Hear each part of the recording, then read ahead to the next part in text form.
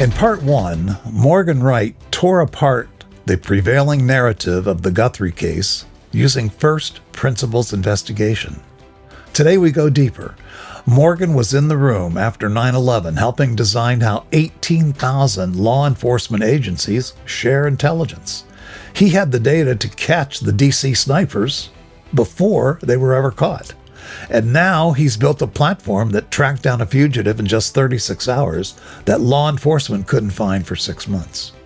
Today, Morgan tells us how technology and artificial intelligence are about to change cold case investigation forever, and how you, as a citizen, can be part of solving cases that have gone cold for decades.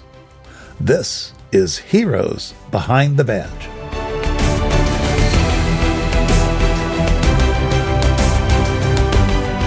I'm a little more interested in Morgan.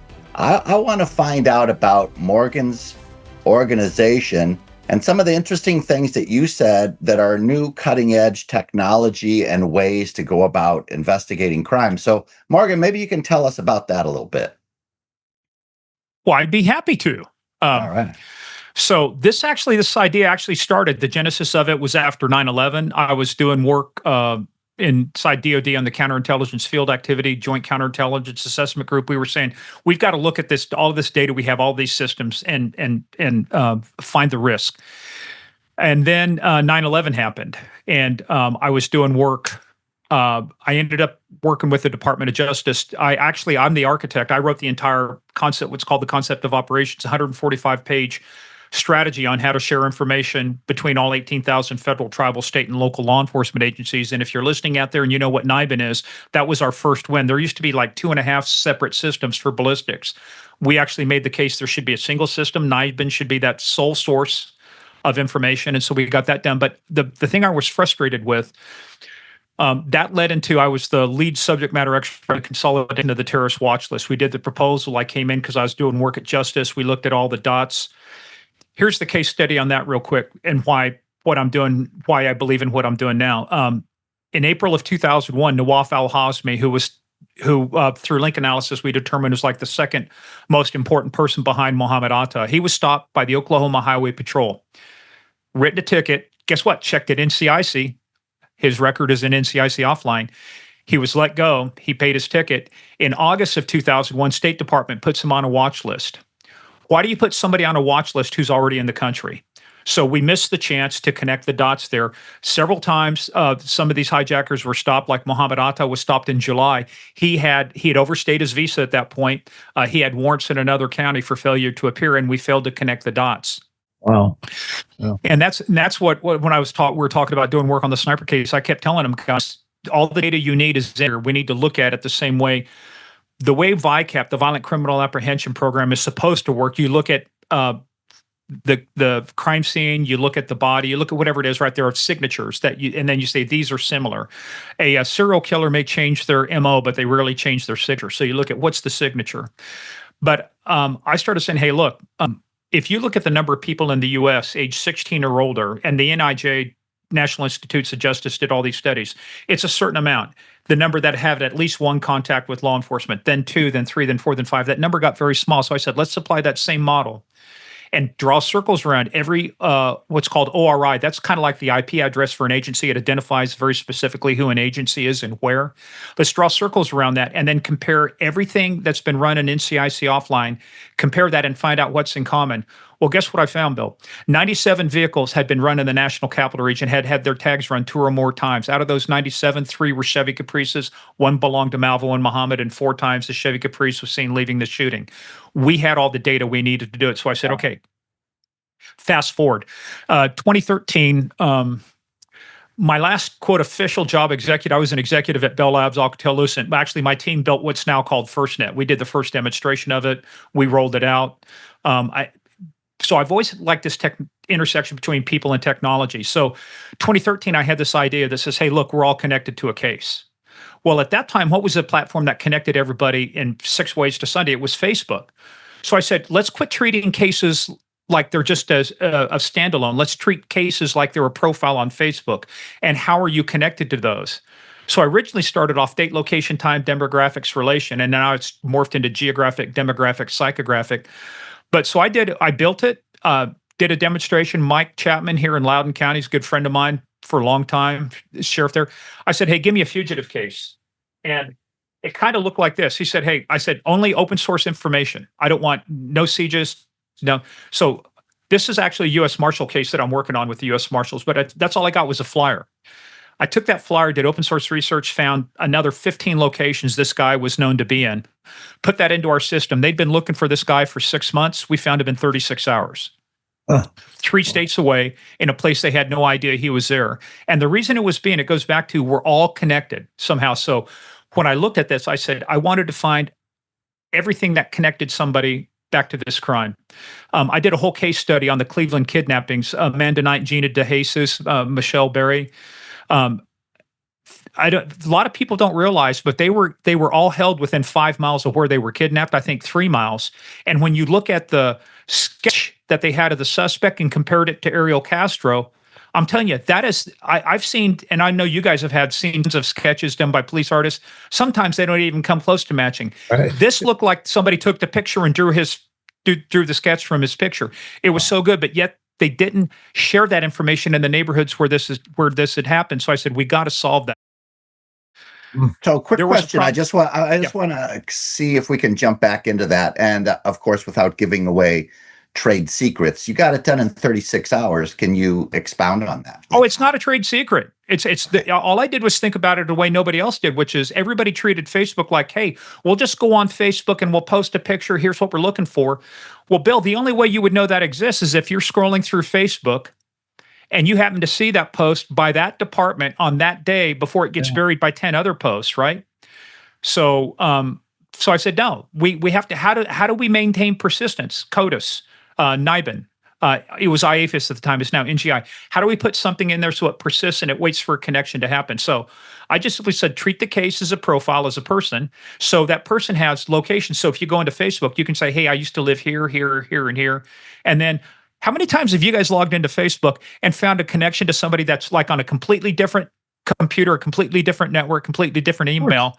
Yeah. And it's like, maybe, so Facebook and a lot of these folks are very eerie how they do it. So, Bill, that's all I did. I just simply said, hey, look, where's this guy live? And then based on that, when people connected, they connected to our system. We had like 50,000 users at one time and about 500 agencies. When they connect, they would link their Facebook profile to the system. Well, the Facebook profile compared their profile to the case profile and found out what they had in common. And that's how we found it. Actually, I did a whole segment on ABC. They interviewed Mike, they interviewed me about how we found the guy. And that was just simply, it was just connecting those things in common. But you can't connect the dots unless you collect the dots, Bill, and the dots all have to be in one place.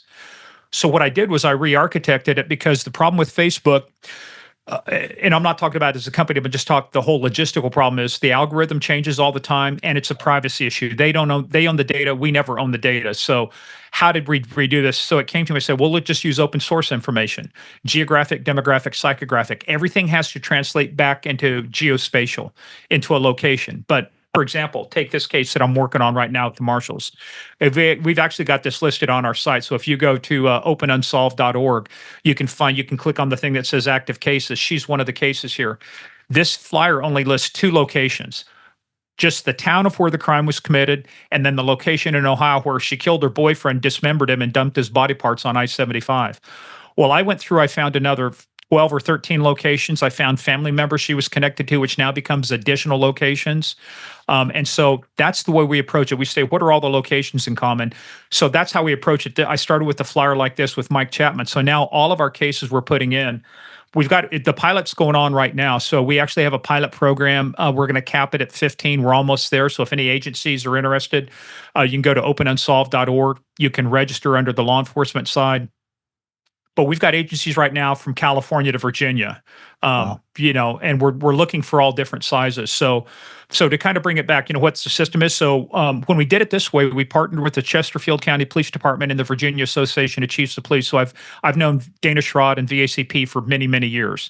Good partners, good friends. So we actually, through Chesterfield, through Jeff Katz, who is the colonel there, who's now the colonel of the state police in Virginia, which is good for us.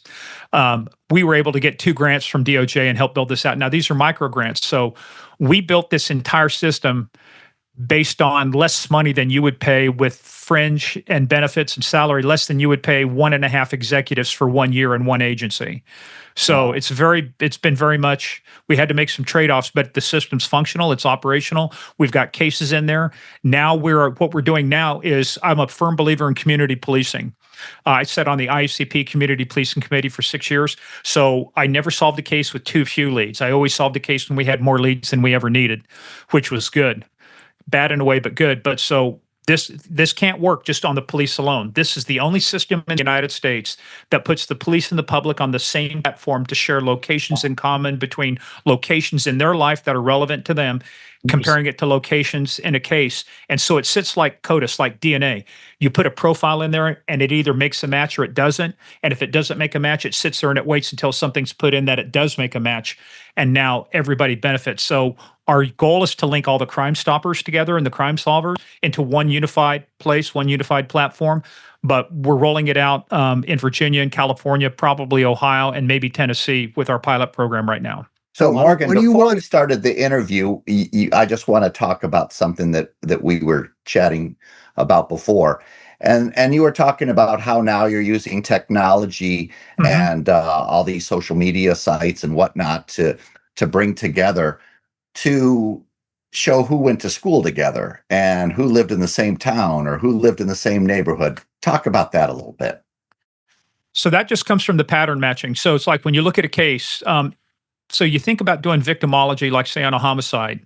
A lot of people just look at it around that. But when we look at it from a geospatial standpoint and a temporal standpoint, geospatial. It's not only where's the victim live right then and where did she work, but where was she born? Where did she go to school? Where are all of these other places that are relevant in her life that may generate a lead? Because guess what? Like I used to live in Kansas.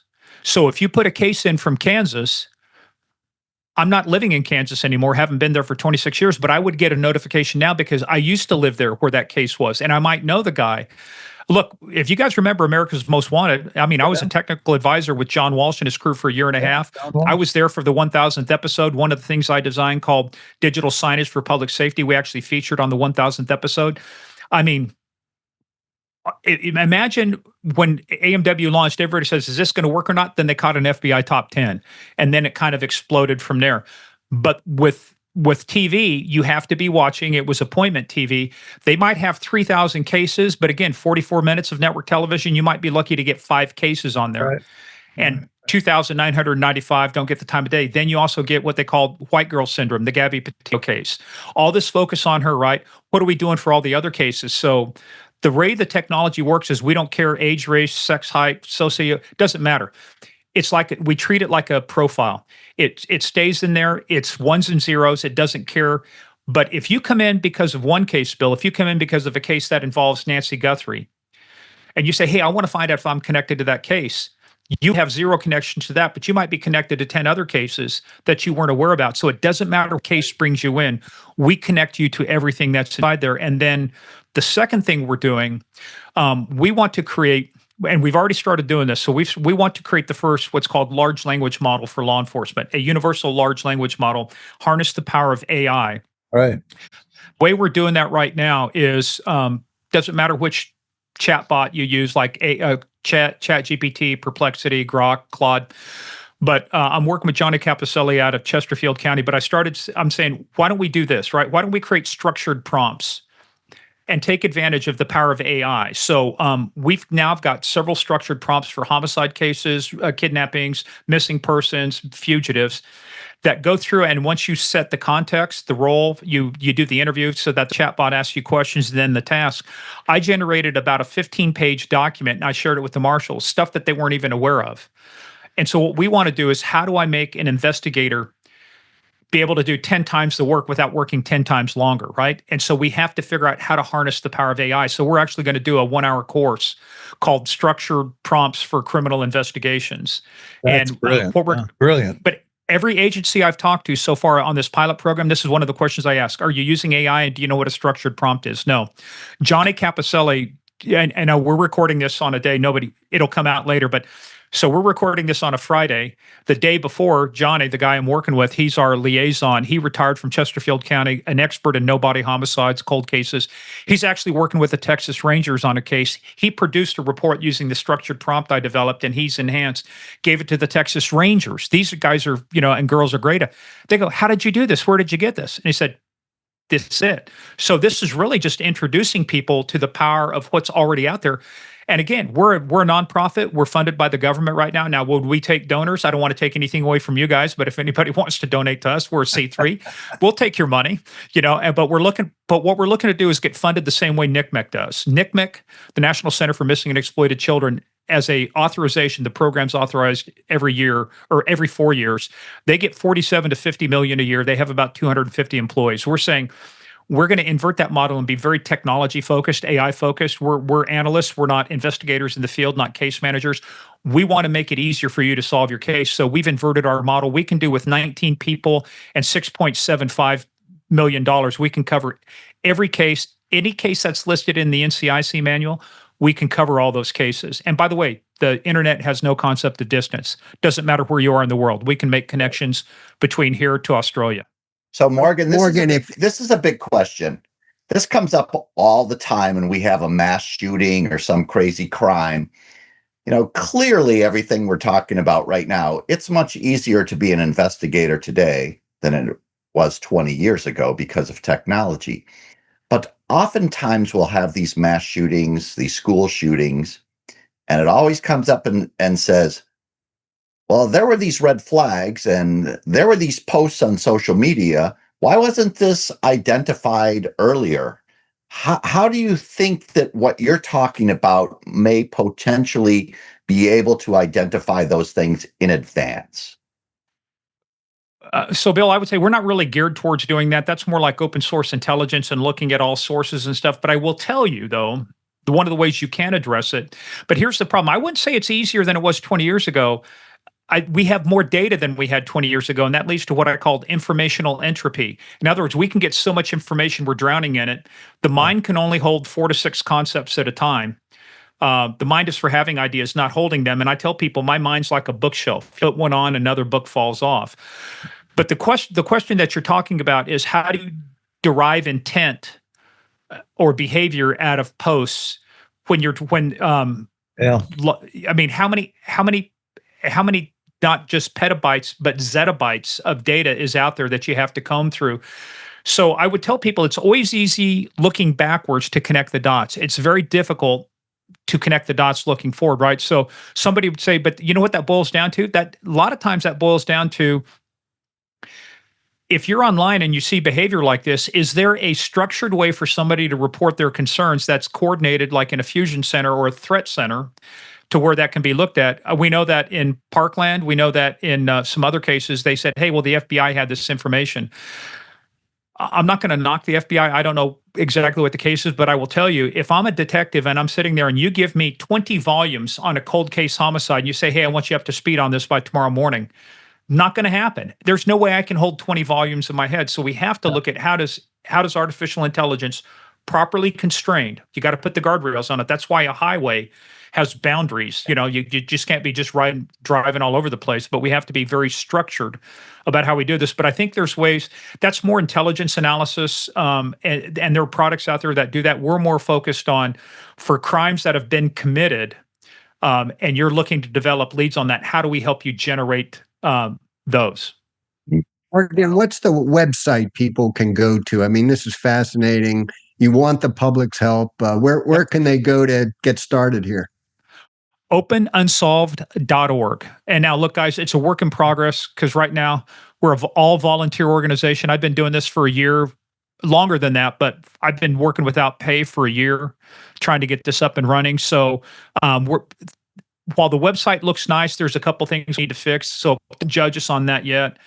but judge us by the results we're getting where every agency I talk to. So any agency, whether you're law enforcement or a citizen, if you go to openunsolved.org, you can start as a citizen, you can start registering. And in fact, one of the things I've already done, I've got a online guide for law enforcement and an online guide for citizens. So you'll be able to click it and it will show you, hey, this is how you use our platform. This is what you do. Now, what I'd love to do, Craig, this is one of the things we're working on.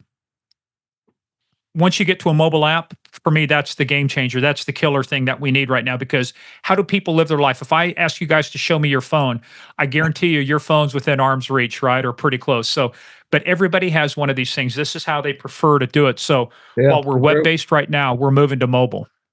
Yep. Well, that's great. Hey, I want to shift back. While I got you, I mean, Yeah. you've been so involved and immersed in the Nancy Guthrie case. One thing that's always troubled me, and I know we've talked about it a little bit, you got one guy in the video, the Ring camera video, and we've all seen it. I just can't imagine if this was a planned abduction that there wouldn't have been more than one person involved, because you've got a woman that, she may be incapacitated. She's not real mobile to begin with, we understand. Wouldn't this person that we keep seeing in the video have had an accomplice, or maybe more than one? What's your thought? Yeah, that's one thing I said. If you have an abduction, if this is not a burglar gone wrong, but a targeted abduction, then on an abduction you need three things: entry, control, exit. And so one of those things on control is, how do you control that person? Look, you might be. I remember when I was a state trooper, I was. Applied for it. I was pretty physically fit. I was coming out of the police department. I was in the Army Reserves. But to drag a 150-pound dummy that's dead weight, it's not that easy. So that's what leads me to say, if this was a targeted abduction, then where's the logistics for exit, which means a vehicle? And so now there is some video out there, and I think a lot of people are assuming too much, but there are some indications in one of the videos that they show that it looks like there might have been a mobile phone screen or something like that flashing, which might indicate a second person. But I tell people, the video, we don't have all the video, and we don't even know what law enforcement knows. But I would say, if I were looking at this, again, just using first principles, it doesn't matter what you believe, it matters what must be true. Right. There are enough signals to indicate that as a targeted abduction, because how else would that person, because what I would expect to see inside the house, and some people say you're sounding morbid. No, I'm clinical. It's an investigator, right? You got to just compartmentalize. But if she was somehow subdued and left in the house and already bleeding, you would expect to find a puddle of blood where she was laying, as the offender went and got a vehicle if he's acting solo, and then bring her out.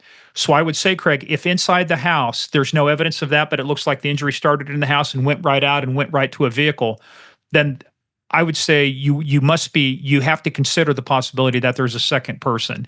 It's too tough to do a targeted abduction. And we were talking about, I think you might have said something, Bill, but so one of the things I did to test this, I got a hold of Pete Friselli. Some of you guys might know Pete. Pete was one of the whistleblowers on Fast and Furious, was an AD at ATF. He's written a book called The Deadly Path. He's a buddy of mine. But Pete was an ATF agent in Phoenix, covering Phoenix and Tucson. They investigated home invasions. So we talked about home invasions. How do they work? What mechanics are there? Because a home invader, it's about forced entry. It's about surprise. They come to control. They have mechanisms for control. And we talked about express kidnappings. And one of my other friends, Aaron Graham, that was with DEA, he actually had a bounty, $500,000 bounty put on him while he was down in Mexico, and they had to move him across the border. So he was in Tucson, actually ran into some of the cartel guys. So we talked about, to your point, Bill, I think we were talking about earlier, how does the cartel operate? We kind of disabused people of that, because the cartel doesn't deal in crypto and all this other BS of these, quote, ransom communications. I think that was a big distraction. So kind of bring it all back. Craig, if I were investigating this, I would leave my mind open to the possibility is that you've got a second person, which means you may not have that person's DNA at the crime scene at all if they were inside the vehicle, Right. At all. So was there any evidence of forced entry? I haven't heard any. the only thing I remember seeing is Fox News had a drone that they flew around the house. And so I think there were 2 doors and 3 windows, or maybe 3 doors and 2 windows. I don't remember, but they flew around it and they looked at it. There were no signs of forced entry anywhere. Now, but then you back up from that going, okay, forced entry, it doesn't it doesn't eliminate the possibilities that one of the doors was accidentally left unlocked. Look, I'm pretty careful about locking my doors at night, but there's sometimes I come down in the morning and I open up my garage door to take out, because I got 2 cats, so I got to scoop the litter, and I walk out and I left my garage door open all night. I'm going, you know. Oh my! Yes. But look, the other thing too is guys. She's 84. She was out at her daughter's and son-in-law's house for 4.5, 5 hours. Probably came back pretty tired. Is it possible that somebody at that age would have missed locking a door? That's one of the things I think that's a hypothesis you have to consider. Yeah. What about in the video? We see the film showing the intruder with a backpack on most of the time, but then we see another video shot of seemingly the same guy, but without the backpack. I mean, was this 2 different times that he came to that door? Did he just take off the backpack? I mean, what's your theory on that? One of the things we're missing, and this is why it was so tough, people thought, well, why couldn't they get this video earlier? Well, Nancy Guthrie had no subscription. But what a lot of people don't recognize in your terms of service on your video camera, and I've got a similar setup, I've got Ring doorbells and stuff, but I have a subscription. But what you don't realize on there is they collect, even if you don't have an account, they're still collecting video when a sensor goes off or a trigger. But what happens is when that video comes in, a lot of times it's not like doesn't go into your account because you don't have an account. So they had to search. I said, it's the equivalent of using a match to find a needle in the middle of a forest when there's no moon. I mean, it's the fact that they found it is, just a miracle. But the reason I say that, Craig, is a lot of times when you look at stuff, there's metadata on there, date, timestamp, you know when it happened. What we don't know about this, although it appears to be similar, you look at the clothing and you look at stuff, it's similar. And so that's the question. But again, let's do a hypothesis and say maybe that's the same person and they were standing outside 10 minutes before that 147 that we saw them, approaching with the backpack on. What else does that tell you? They weren't there for 47 minutes. They were there for 57 minutes, then almost an hour. All that tells me is that person then reinforces what I believe is that their behavior shows that they're extremely comfortable, that it was less about a burglary and more about some kind of a targeted operation. So yeah, we raised more questions, but which is fine. But at some point, we have to start eliminating the impossible. Like that guy can't be in Tucson, Arizona and Chicago at the same time. That's physically impossible. So at some point, reality has to start taking some chess pieces off the board, because what we want to do is collapse all these things, test them to failure, and end up with fewer things to focus on. But the problem with cops, it's like collecting stuff. Well, you never want to throw a piece of paper away. You never, might be important. Pretty soon you got 20 boxes of stuff, and that's the information entropy. You've got so much stuff in there, you can't process it. So sometimes you got to reduce the amount of information you look at, but we don't. The biggest thing we're missing on that, Craig, is the date and timestamp. We don't know if it happened after 147 or before 147. We don't know if it happened after they left the house and that person now took off his backpack because he's got somebody in the car controlling Nancy, and he's trying to make sure, they didn't leave anything behind. Dennis Rader, the BTK killer, he talked about what he called his right-hand rule. He'd get done at a crime scene, what he would do, he'd start on the right-hand side and work his way around to make sure he left nothing there. We don't know what they were doing. But one of the things that they said will probably solve this case eventually, who knows, was the reward. All right. For a long time, a couple weeks, maybe more, they had a $50,000 reward for any information. That seems like a very puny amount for a case of this magnitude. And then all of a sudden, more recently, the family, I guess, added $1 million reward, which seemed, like maybe this will be the key to solving the case. But even that doesn't seem to have worked. Why the puny award for so long? And do you have confidence that maybe this $1 million reward might be the key to solving the case? Yeah, I think part of the issue up front with the reward, the size it was, is they didn't want to stir up a bunch of fake tips, because if it was too big too soon, I think, maybe part of the thinking was we would just get a lot of crap in here we have to deal with. So, but 50,000, considering the notoriety of the case, seems like it's not enough, but 50,000 is more than, if you look at the FBI top 10, it's 25,000. Now the rewards for justice, you've got other stuff. U.S. Marshals, like this case here, that's only 15,000.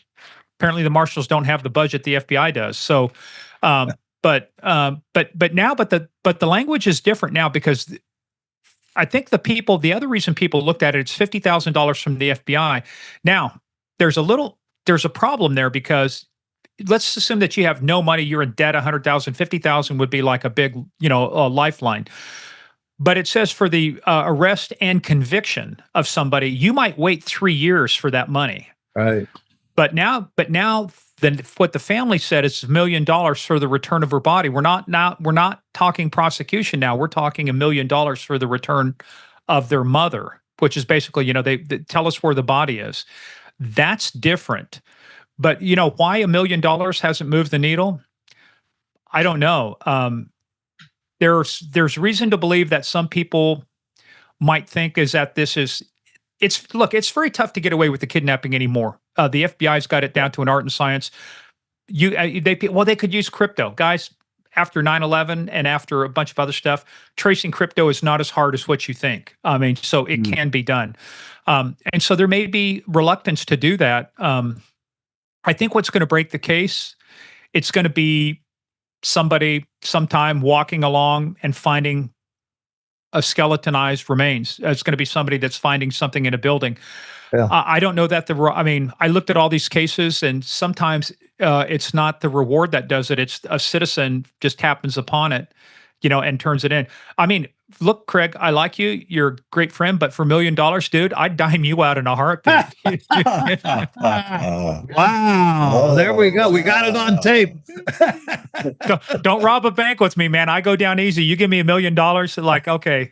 I love it. I guess everybody has their price, huh? Yeah. So let me ask you, Morgan, go ahead. If you all of a sudden were handed this case, okay, Morgan, here's the case. You're in charge. You've got 72 hours to get this thing back on track. What would you do? Well, first of all, I tell you, why 72 hours? How do you know 72 hours is the magic number? I'd start pushing back right from the start, but I know people. All right, how much time do you need? I don't know. Here's my response. I've lost my keys. How long will it take me to find them?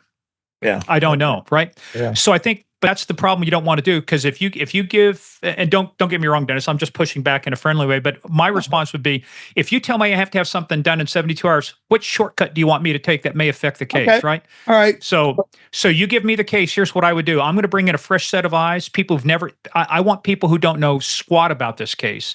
Right. And we're going to do what I said. We're not just going to rehabilitate the narrative. We're going to dismantle everything. Forget what the news says, forget what's out there. We're going to dismantle this case and start. And it's more than just putting a fresh set of eyes like in a cold case. We're going to make use of advanced technology. We're going to start feeding documents into a system. We're going to have it start doing the brain work for us. And what we're going to do is start from ground one. There's another technique too. Have you guys ever heard of the technique called windthropping? No. So it was actually developed by, I had some friends in New Scotland Yard who taught this to me. The New Scotland Yard and MI6 developed this technique when they were doing operations against the IRA. And what they would be looking for in the Royal Ulster Constabulary, they'd be looking for where weapon caches were. And so rather than thinking about how a cop would think, you have to think, how would an IRA operative think, or how would a spy think, right? So windthropping is putting your eyes in there. So the other thing I would do is I would get people in there. It's like red teaming when you have an opposing force, red teaming. Yeah. I would get somebody in there that says, you think I'd reenact the whole thing, because what you want to do is you want to test time, because we have videos of the car being over here a mile or 2 miles away. Somebody saw a car going by, right? We want to test all of these things, test them for time, for space, for reality. If it violates the laws of physics and violates reality, the first thing you do is you get rid of it. You don't keep it. That's the problem with entropy. You put too much in there. So I would start getting rid of stuff. And it's Darwinism, right? Sometimes you got to thin the herd and only the strong survive. Only the strongest hypothesis survive. Right. And I would rebuild the case from the ground up, and I would say it's going to take as long as it takes. We understand the importance of it, but you can get it right or you can get it fast. Which one do you want? Right. That's great. Now that's hey, Dennis. How do we get you in charge, Morgan? Yeah. Dennis and Bill. Remember that $1 million? That's a good start, huh? But I would say this. I mean, Morgan and I haven't spoken in a while, and I had forgotten his brilliance, his passion, his ability to articulate things that are very complex. Thanks to people like Morgan, technology, law enforcement is going to advance to places that we've never been before. And that excites me because people say, we now have fewer officers. How are we going to do more with less? And I think Morgan is telling us it's possible and it's here. And thanks to people like Morgan and the technology experts like him, we're doing okay in law enforcement. I think this place is going to be a lot safer in the future. Well, hey, Craig, just to build on your point real quick, a lot of people don't realize compared to 9/11, New York City has what, 10, 15,000 fewer officers than they did on 9/11. Right. Yeah, it's crazy, Sure. but I mean, we're doing well. Yes. Well, what you've talked about today is exciting. I mean, we'd love to have you back and talk more about it. I mean, here, Dennis, I'm going to give you the offer. We'll put it out to everybody listening. I told you my project. I talked to Craig about this. I want to put together a project of all unsolved line of duty deaths. I want to make the project on the National Center.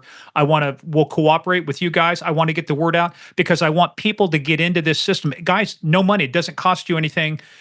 It costs you about 5 minutes to set up an account and put in 5 to 6 locations that are relevant in your life. And then guess what? You sit back and wait for the magic to happen. So, I mean, that would be one thing I would do immediately with you guys that could have. First of all, it speaks to all of our hearts, right? It speaks to fortunately, my friend is solved. They made the arrest, but all of those unsolved cases, I want a clearance or I want an arrest in all of these cases that are still unsolved. So how do people get involved? Openunsolved.org. There is a law enforcement side. There is a citizen side. Go to the citizen side, create an account. It's very simple. It'll say, create an account. Your email. We don't collect any personal information. In other words, Dennis, you create an account. We just need an email so we know where to email tips to you at. And that's really it, right? No phone number, no date of birth, no credit card, no social, nothing. We don't need anything from you. And I want people to understand too, we keep that information private. That is never shared with law enforcement. Never shared. It's like Crime Stoppers. Can you imagine Crime Stoppers having caller ID and an anonymous caller calls up and you call them back and say, hey, I forgot to ask you one question. Yeah, right. And I've actually had cops say, well, could be? I said, no, look, I was a cop. I ran the Crime Stoppers phone on my desk. No way. I understand the value of it. The thing that would kill our program off faster than anything else is for the public to believe or find out that we're sharing information, their information with law enforcement. So there is an absolute bright line down the middle. Will never be. And now, if we're served legal process and says you're compelled to provide this, only to the extent possible, and we'll fight that because that's the only way this system works. It's built on trust, and if you don't have the trust of the public. And this is what we've dealt with in law enforcement for a long time, right? I'm speaking to the choir here. The public, it's Peelian principles of policing. The public have to believe in the police. And the police are the public and the public are the police, right? We're both doing the same job. Just one of us gets paid to give full time and attention to duties which are incumbent upon everybody. So this is a partnership between the police and the public to solve a huge problem. Oh, by the way, one quick stat. Mm-hmm. This is the other thing that drives it home. We're all paying a crime tax. If I ask you, what is the cost of crime each year to the U.S., and that means the cost of homicides, the cost of kidnappings, the cost of families, victims, lost wages, funeral expenses, courts, corrections, law enforcement budgets. I mean, everything. If replacing stolen property, putting a bolt on a door because you got broken into, what is the cost of crime each year? Billions. Pretty substantial. If the cost of crime were a GDP, it would be the 4th largest country in the world. The United States pays $5.7 trillion a year in a crime tax. 5.7 trillion? 5.7. I've talked to the professor who did the study. It's called the aggregate cost of crime. 5.7 trillion. Every homicide on average costs society $10.9 million. When you look at 17,000 homicides a year, which is what we've been averaging up till lately, the cost of homicides is more than the combined budgets. Just homicides alone is more than the combined budget of all federal, tribal, state, and local law enforcement agencies in the United States. Wow. That's staggering. That's just homicides. And we have 300,000 unsolved homicides. Oh, great. Well, we got to do better to stop those murders. That's the key. Yeah. Well, but Greg, let me pile on that point. I'm not being political. A lot of people talk about Trump, whatever, but I will tell you, how do you how do you not appreciate the fact is that we have the lowest homicide rate in 125 years? How many people do not have to? I've made that knock on the door with both accidents and murders. How many people do not have to get knock on that door to be delivered the worst news they've ever going to receive in their life? And how much has that saved society, not just emotionally, but financially, right? We're paying less for crime because there's less crime. And so, I mean, just for me, the fact that we have the lowest homicide rate, that's a good place to start. And we should take advantage of it. That's why we're trying to, how can we help keep that down? How can we help solve some of these unsolved cases? And how can we help give people a way to how do you get involved without being involved? This is a way for citizens to get involved without being involved. I don't have to be involved in the case. I like And that. let me tell you, victims' families all the time say, we want to do something, but we feel like we're getting in the way or the cops don't want us there. What can we do? They can hand out flyers all they want, but that doesn't scale, right? This helps you scale. Right. You know, you tell 3 people, it's like Amway. If you remember the days of Amway. Well, Craig, if you get 3 and those 3 people get 3, we got 27. Pretty soon we're all retired living on a beach, right? But that's the network effect. Tell people. The more dots we have in a system, the more dots we can connect. Great points. Yeah, Morgan, thank Dennis. you. We could go on, and I know we will try to have you back because there's so much to talk about. But thank you for today. This has been very informative, not just about Guthrie, but Billy asked about, what about you? And I'm glad we got that out there because the work you're doing is very important, and it's going to make a difference. It probably already has, and it will continue. So I hope so, and that's what I do. I've got a Substack, and Craig alluded to it earlier, and I'm glad to share and what's your publication? Promote you guys. It's called crimereconstructed.substack.com, and that's where I do. It's basically, actually, I'm working on a book, but the title informs what it is. It's called Crime Reconstructed: Rebuilding Enduring Cold Cases Through First Principles in Modern Intelligence. This is where we strip away. It's not true crime. If you guys are coming for true crime and all the breathless stuff, that's not me. I'm not doing this for clickbait. Right. We're not the murder monetizing media. This is about how do we train people to recognize narratives, to discount them, to realize, to get to the heart of the matter, and strip away everything, right, and rebuild it from the ground up. Say the name of your Substack again. Crime Reconstructed. Crime Reconstructed. Okay. I'm definitely going to put it on my favorites list. And I've already subscribed. Yeah. And I want to remind our listeners, our viewers, our audience, if you enjoyed hearing anything Morgan had to say today, make a comment. Okay. We love your comments. And if you disagree with Morgan, he's hard to disagree with because this dude has look, First Amendment. Baby, tell me what you don't like. I'm more than happy to. I take constructive criticism all the time. Well, let's hear it, guys. We would love to hear some because he said a lot of important things today, not just about the Guthrie case, but about the future of where he's trying to take these unsolved cases. So let's comment on this. Hit subscribe, like, or follow. We love it when you do that. I want to remind you this podcast, Heroes Behind the Badge, is brought to you by Citizens Behind the Badge. Citizens Behind the Badge is the leading voice of the American people in support of the men and women of law enforcement. You can get involved with us very easily, just like in Morgan's case. It's a simple click of a button. citizensbehindthebadge.org, citizensbehindthebadge.org.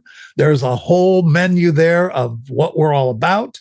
There's an opportunity to make a donation if you feel that you need to do that.